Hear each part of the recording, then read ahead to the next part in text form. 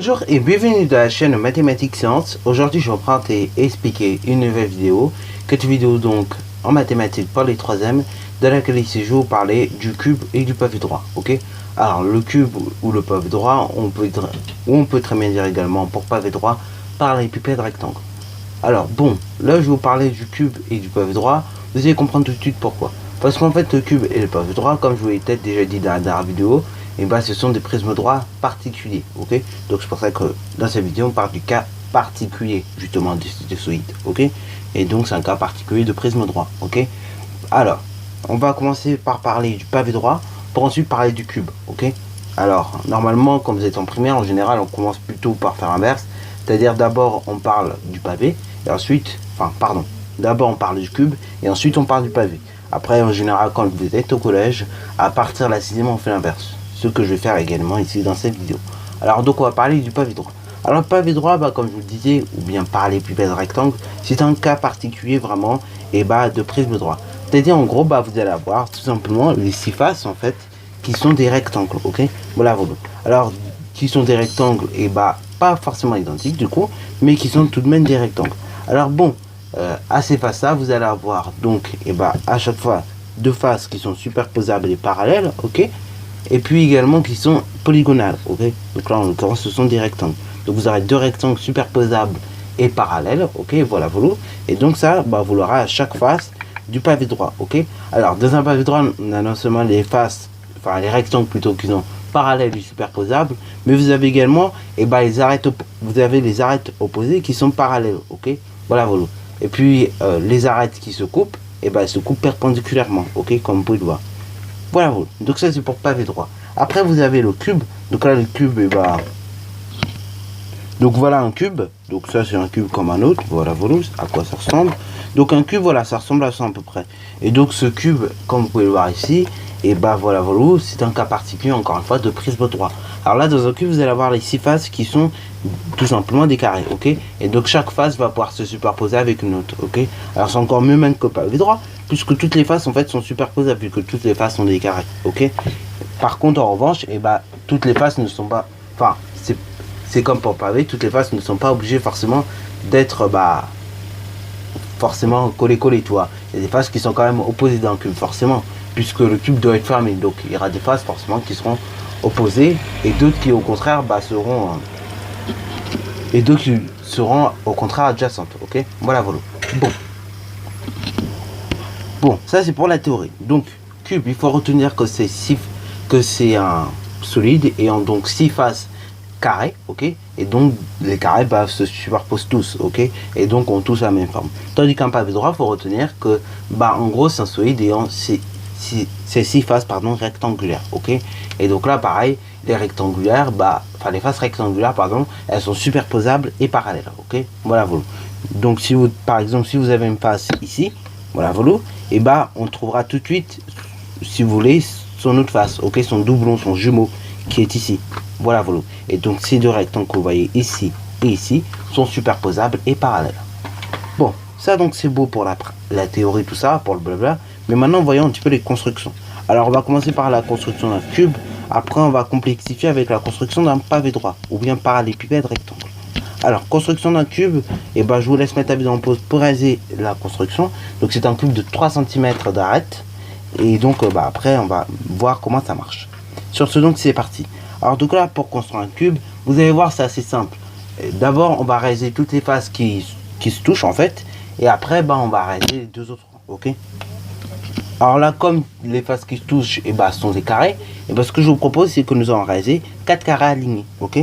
Et après donc nous réaliserons les deux autres carrés. Donc c'est parti mon kiki, nous allons donc réaliser les 4 carrés, ok. Les 4 carrés alignés, ok. Pour une simple raison, c'est que tout simplement en fait c'est un cube, ok. Voilà. Et que dans un cube, on a 4 carrés, on a des carrés qui sont identiques, ok. Voilà. Donc là on va réaliser nos 4 carrés alignés. Donc c'est pour ça que je réalise directement mon segment de 12, puisque on a 4 carrés, donc 3 x 4, 12. Donc du coup voilà, c'est pour ça que je réalise mes 4 carrés. Voilà, donc là je découpe mon segment de 12 cm, comme vous pouvez le voir sur la vidéo. Et là comme vous pouvez constater, tout de suite je viens prendre mon crayon à papier, je viens prendre mes équerres que je viens intercaler comme ceci, le long du segment et de ma règle. Et puis ensuite, je viens tracer à nouveau un segment de 3 cm, ok. Alors 3 cm, pas plus, ok. Voilà, voilà. Ensuite, je viens reprendre mon équerre, tout simplement comme tout à l'heure, pour réaliser donc l'angle droit, ok. Voilà, voilà. Donc si vous voulez, la perpendiculaire. Une fois que j'ai réalisé cette perpendiculaire comme il se doit, voilà, voilà. Donc j'intercale bien ma règle et mon équerre ensemble, sinon ça va pas le faire. Et donc je viens réaliser ma perpendiculaire. Une fois que cela est fait, je retire direct mon équerre. Ensuite, je prolonge tout simplement mon segment de sorte à ce qu'il fasse 12 cm, ok, comme tout à l'heure. Hein, puisque là, on est sur un côté opposé, ok. Donc les côtés opposés ont une même longueur, en général. Et ensuite, je viens découper mon segment comme précédemment, ok. Donc là, nous avons 3, nous avons 6, voilà, voilà. Et puis après, nous avons 9. Et après, on a 12 que je viens de découper en traçant. Ensuite, je vais relier, chaque trait, chaque trait qui lui correspond. Chaque trait a son jumeau qui lui correspond. Donc ce trait là à celui-là, ce trait là à celui-là. Et après je vais relier ce trait là à celui-là. Et après je vais relier ces deux traits là ensemble. Ok. Donc les deux derniers. Une fois que c'est fait, vous allez voir, la dernière étape n'est pas si compliquée que ça. Ok. Voilà, voilà. Donc on relie juste les deux derniers traits et c'est bon. Donc là nous allons réaliser nos 4 carrés alignés. Ensuite, ce que nous allons faire, là, vous voyez notre cube. Si vous voulez, on a réalisé juste les côtés, ok. On a réalisé juste les côtés de la maison. Hein. Un cube, en gros, faut visualiser ça comme une maison. Hein. Donc, nous avons juste réalisé en fait les côtés de la maison. Donc, si vous voulez, on a réalisé que ça. Hein, vous voyez, on a juste réalisé le contour, mais on n'a pas réalisé donc, le toit, si vous voulez, ok. Donc là, on a juste réalisé le contour, voilà, voilà, mais nous n'avons pas réalisé les côtés, ou bien le toit comme vous voulez, ok. Voilà, vu que c'est les contours. De toit il a été réalisé, donc du coup là nous n'avons pas réalisé les côtés gauche et droit. Alors du coup pour réaliser les côtés gauche et droit de la maison, ce que nous allons faire, on va tout simplement, comme je viens de le dire sans savoir, faire des carrés à gauche et à droite, ok. Voilà, voilà. Donc le carré, je vais en mettre un ici et je vais en mettre un en haut, ok. Voilà, voilà. Et donc là ils font respectivement 3 cm à chaque fois, ok. C'est parti mon kiki. Et voilà, là nous avons réalisé le patron du cube. Alors là pareil, si vous voulez que le cube soit assemblé, ce qu'il faut faire absolument c'est mettre des languettes. Donc là pareil, si vous ne savez pas, en général ce que l'on fait, ce que l'on met un peu sur toutes les arêtes, après on retire éventuellement si on veut que ça fasse plus beau, ok. Donc bon, en général c'est ce qu'on fait. Ou sinon quand on sait, on sait qu'il faut en mettre 7. Donc on en mettra une languette là, une languette là, une languette là. On mettra 2 autres languettes ici et 2 autres languettes ici, ok. Voilà, voilà. Donc là, c'est quand on sait que l'on met que 7. Mais après, si on ne sait pas, bien évidemment, on met sur toutes les arêtes que l'on voit. Et puis après, si on a envie de retirer, on découpe tout simplement et on voit si ça fait plus beau ou pas. Ok. Ça dépend vraiment de ce que vous faites. Hein. Donc là, le solide, je ne vais pas procéder de l'assembler, donc je le laisse comme ça. Ok. Vu que c'est un patron que j'avais décidé de réaliser, mais pas d'assembler. Alors maintenant, on va réaliser le patron du parallélépipède rectangle. Alors en général, c'est là où vous bloquez un peu plus, c'est sur le patron du parallélépipède rectangle, ok. Hein, le patron du prisme en général, du cube en général, vous savez le faire. Mais le patron du parallélépipède, vous bloquez un petit peu, ok. Donc là, on va vraiment prendre le temps qu'il faut, ok, pour le faire. Donc, vous voyez, on va d'abord réaliser un premier rectangle de 1,5 cm sur 2,5 cm, ok. Voilà, voilà. Voilà, donc là nous avons réalisé notre première face, ok. Donc une face de 1,5 cm sur 2,5 cm. Ensuite nous avons réalisé la deuxième face, comme vous pouvez le voir, qui fait 2 cm sur 2,5 cm. C'est parti mon kiki. Donc là on va la coller à cette première face, comme vous pouvez le voir, ce deuxième rectangle. Et donc là il fera 2 cm sur 2,5 cm. Alors je précise un truc aussi, les rectangles qui ont les mêmes dimensions, jamais on les met à côté, ok. Donc c'est pour ça que vous allez voir, on alternera un coup 1,5, 2, ainsi de suite, ok. Donc les rectangles qui ont les mêmes dimensions, on les met jamais à côté, ok. Sinon votre parallélépipède rectangle, quand il sera assemblé, il va avoir des petits problèmes au niveau des dimensions et après ça va pas le faire. Alors ensuite, nous allons réaliser la troisième face. Alors troisième face qui fait pareil 1,5 cm sur 2,5, ok. Donc là on va prolonger et donc on va prolonger de 1,5, ok. Voilà, voilà.